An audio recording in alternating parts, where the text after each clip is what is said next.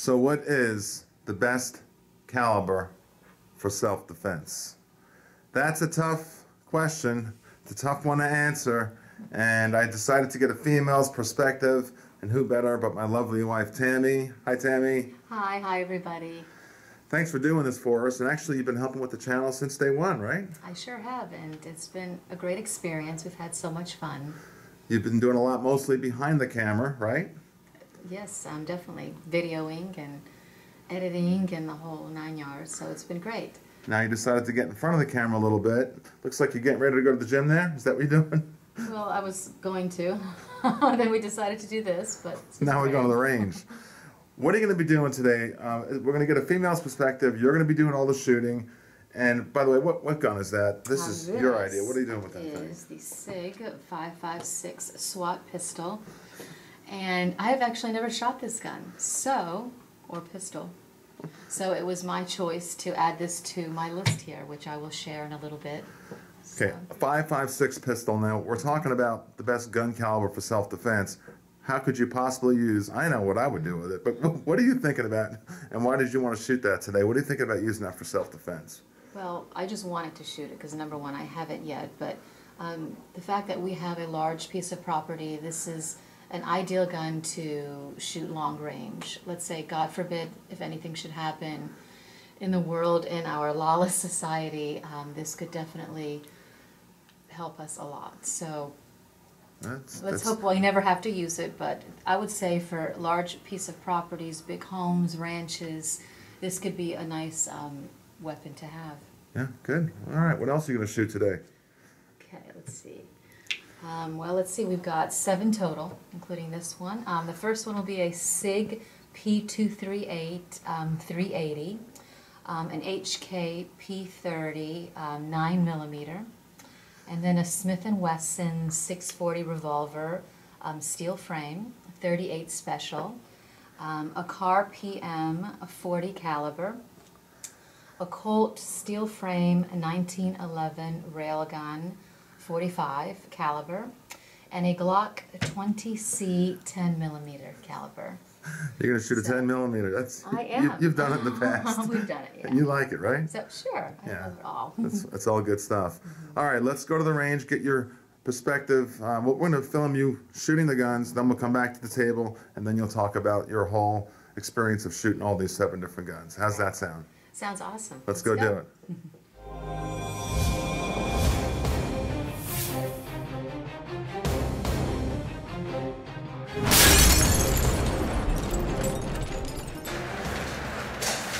Okay, Tammy, you got the 38 special. It's a busy day at the range today. It might get noisy, but go ahead and go for that terrorist. That'll be your target for the day. You're down there at a good 8 yards.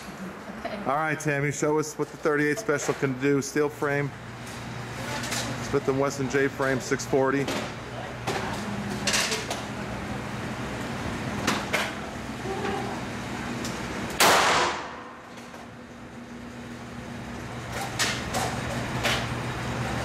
We're going to look at the recoil also of each.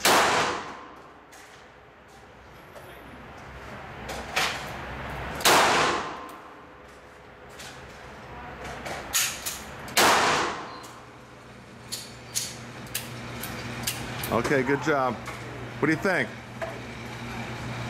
Good. That was easy to shot. You shot that before. You did good. You got a lot of headshots. We'll look at the target later. All right, let's go shoot a different one.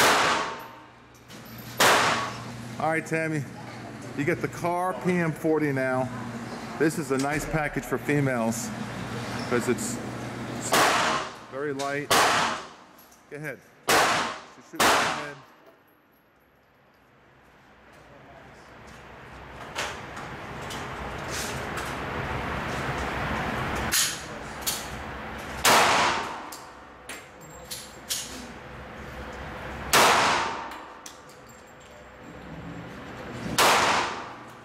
Brass is flying back. Notice the recoil on a 40 caliber. Okay, you're empty. What'd you think? Just a little kick to it. Not bad. Let's put this on your face all the time.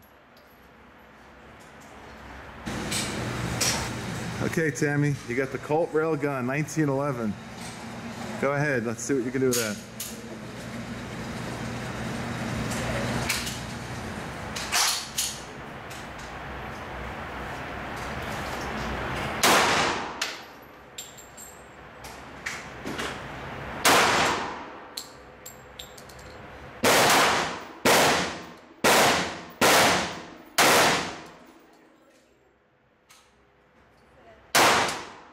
Okay, yeah. You did that. What? You like the 1911, right? Yeah, that was actually It's a nice trigger, isn't it? very easy to shoot. Yeah, it's great. All right, let's go on to something else. HK P90 9mm. Ready? Ready to go.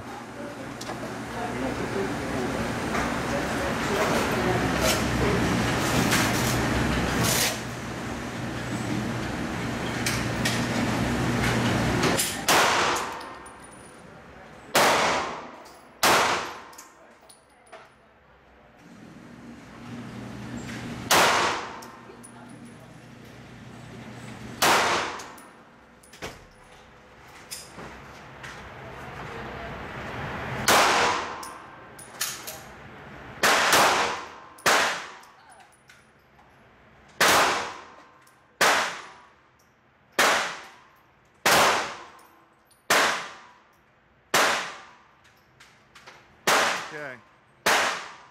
Nice, huh? Yes. Yeah, it was great. Shooting good. Hey, before you shoot that 5.56, got to shoot the 10mm, right? Yep, here we go. Let's do the 10mm. All right, Tammy.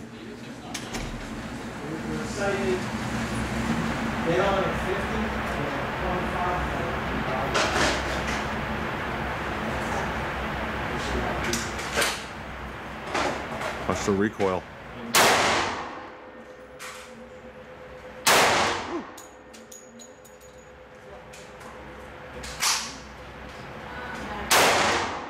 You see the flames coming out of the compensator, but it doesn't bother your eyes.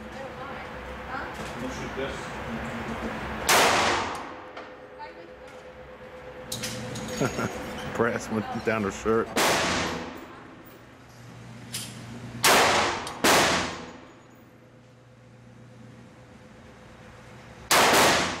Good job. 10mm. Now really, what'd you think about recoil? All right, Tammy, you're at the front doorstep of your house. Your two daughters are 20 feet behind you, age 6 and 8. You got this guy, this terrorist, this bad guy with a grenade coming at you. Show me what you're gonna do with that 5.56. Ready? Oh, man.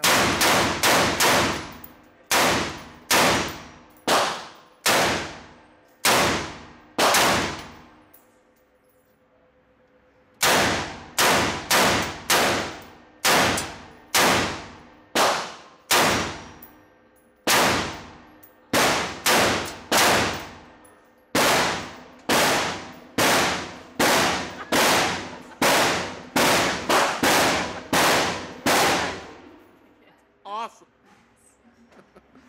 Well, I think your daughters are safe, right? I think Our so. children are safe? Yes. Let's go talk about the stuff on the table, all right? Okay. All right, Tammy, that was a blast, wasn't it? Yes, we had such an awesome time today. It was really great. Awesome. So the question is, what is the best gun caliber for self-defense as a female? What would you tell other females or anybody else out there watching? Well, I would actually say, after my experience and working with all of these guns, I guess the caliber which you've probably had the most training with, the most accuracy, and probably the one that you're most comfortable with is going to be the best.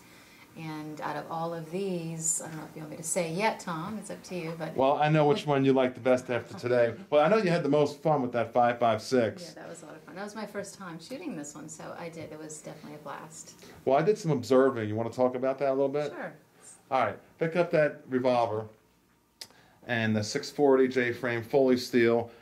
You shot that wonderfully. What could you say about that for females? This is actually a very easy gun to use, pretty much a point and shoot gun. It's very easy to load, very simple, easy to conceal, very simple to use. .38 Special is a great round.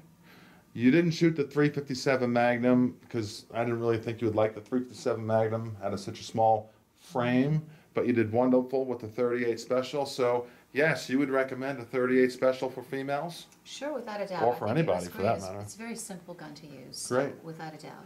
Now this next one, this Car PM40. Yeah, I noticed that you've had a little bit of a kick with that, right? Well, this is probably, I would say, out of all of these, one of the powerful ones.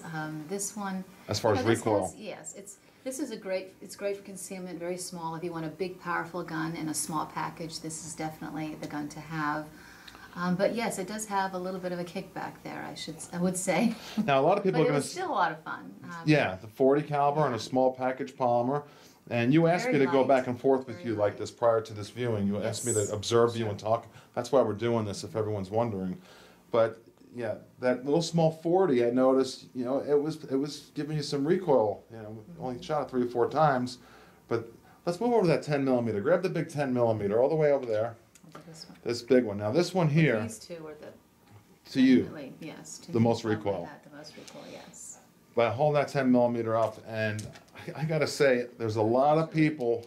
Well, you keep pointing at that. This, to me, I don't know why. I keep thinking this was had a little bit more recoil Than even the 10 millimeter. Yes, but they were both fun. Well, you got a huge slide on that Glock 20. You got the compensator on the top to help with muzzle flip, and you handled it well. You handled it well.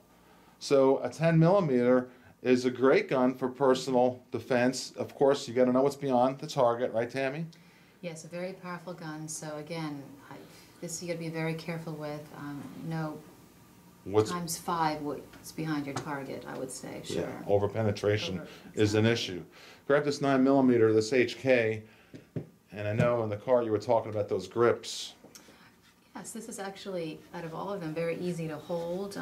Your hand fits in it nice and snug. So this is a great gun to use. Very easy, I would say, too simple. But you know, I would still. This is probably my favorite. You like that 1911? Let's talk about the 9 millimeter as far as the caliber. That holds a lot of rounds. I think it's 16 rounds or so. It holds a lot of rounds, and I know you like the 9 millimeters for that. And a lot of people need to be aware of that, right? The 9 millimeters, you can carry a lot more rounds than say a 45 in that same size package. So you like it's actually very light too. It's not bad. Yeah, it's polymer. It's very light. Very light. This is very light. But the 9 millimeter gave you no issues as far as recoil. Not at all. Very Right. simple use. I thought it was actually quite simple. Okay, now grab the gun that you've just been boasting all the way home. You've been disposed of. You always, every time you shoot with me. When I sit there and hold them all now, I mean, it's amazing how much heavier this is. There you go. It is heavier, but it just felt so smooth, and I don't know. I like this gun.